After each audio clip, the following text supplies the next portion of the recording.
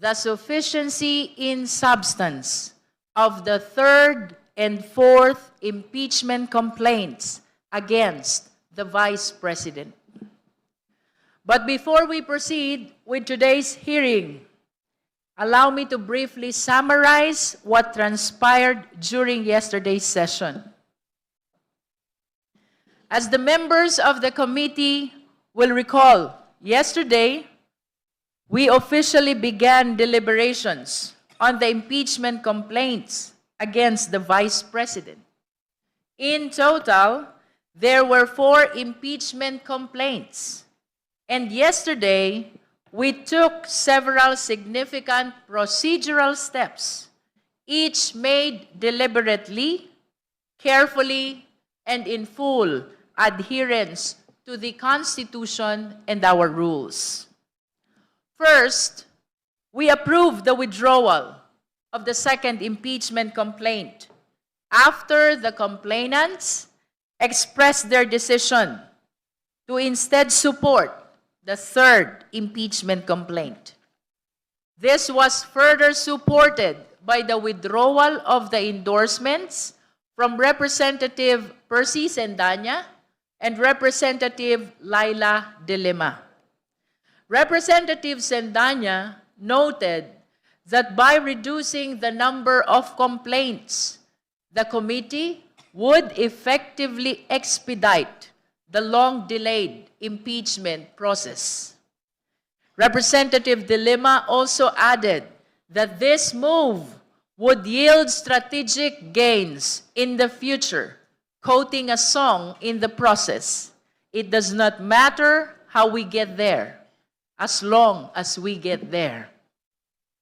Second, we set aside the first impeachment complaint on the ground of violation of the one-year bar rule.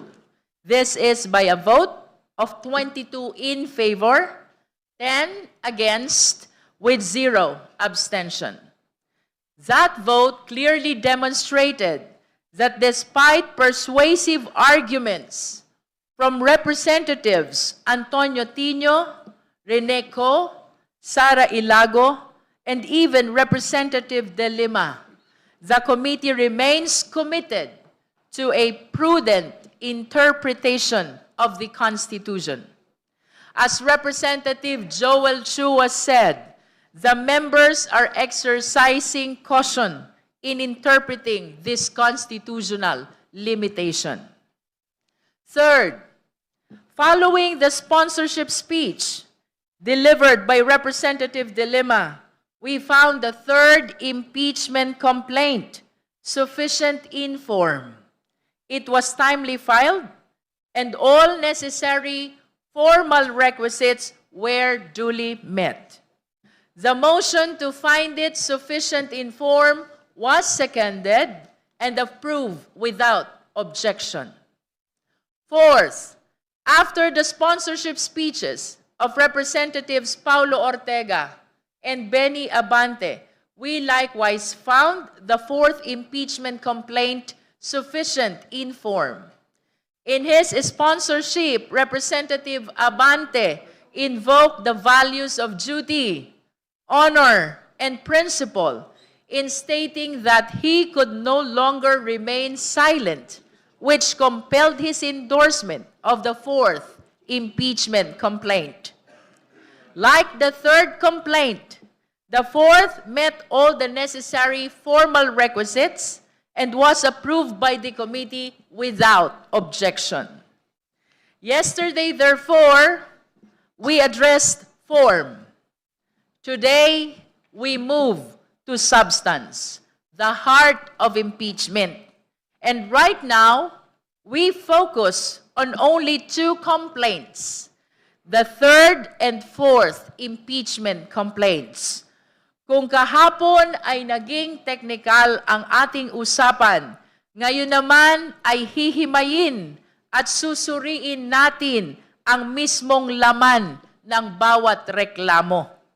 Dito natin titingnan kung ang mga paratang ay umaabot sa pamantayan para sa impeachment.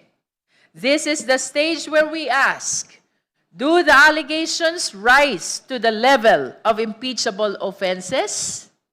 Do these complaints meet the constitutional threshold to move forward? And importantly, are the allegations credible enough to justify moving forward with the process? To answer these questions, we must read the third and fourth complaints thoroughly. Parehas pong makapal ang mga ito. 98 pages ang third complaint, 72 pages ang fourth complaint, at pareho po itong may kalakip na napakaraming dokumento. Kung susumahin natin lahat at kasama ang mga kalakip na dokumento, lampas 900 pages ang third impeachment complaint at halos 800 pages ang fourth impeachment complaint. Hindi ito biro. Ito ay seryosong mga paratang na nangangailangan ng seryosong pagsusuri. Ang bawat pahina ay may katanungan. At ang bawat katanungan ay nangangailangan ng sapat na kasagutan. This is meticulous, detailed work that demands careful review and our full attention. Once again, let me reiterate, at this stage, we are not determining the guilt. We are not weighing the evidence. The only question before us is there enough in these complaints to justify moving forward with the impeachment process? Ito bang nakasaad dito? Sapat ba itong dahilan para sa impeachment? Now, I must acknowledge that yesterday was an interesting day. We witnessed a fascinating display of foresight, a moment when a colleague sought to act on a premonition to address some matter before it even happened. But today, we leave the world of premonitions behind. We are not fortune tellers. Our duty is to scrutinize the documents now before us. Our focus is to determine whether the third and fourth impeachment complaints are sufficient in substance. Now more than ever, we must recognize the gravity of our duty. We are tasked not just with reviewing paperwork, but with making sure that the Constitution is duly followed.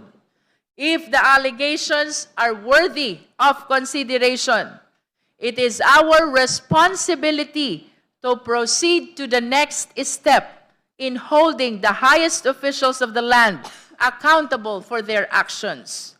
Kaya't magpatuloy tayo ng maingat at may integridad. Let us proceed constitutionally, upholding the process set forth by our fundamental law. Let us act with the integrity demanded by our oath of office and with the transparency expected by the Filipino people. Muli, itutuloy na natin ang pagdinig para sa prosesong ito. Ang saligang batas ang ating kumpas, ang katotohanan ang ating landas.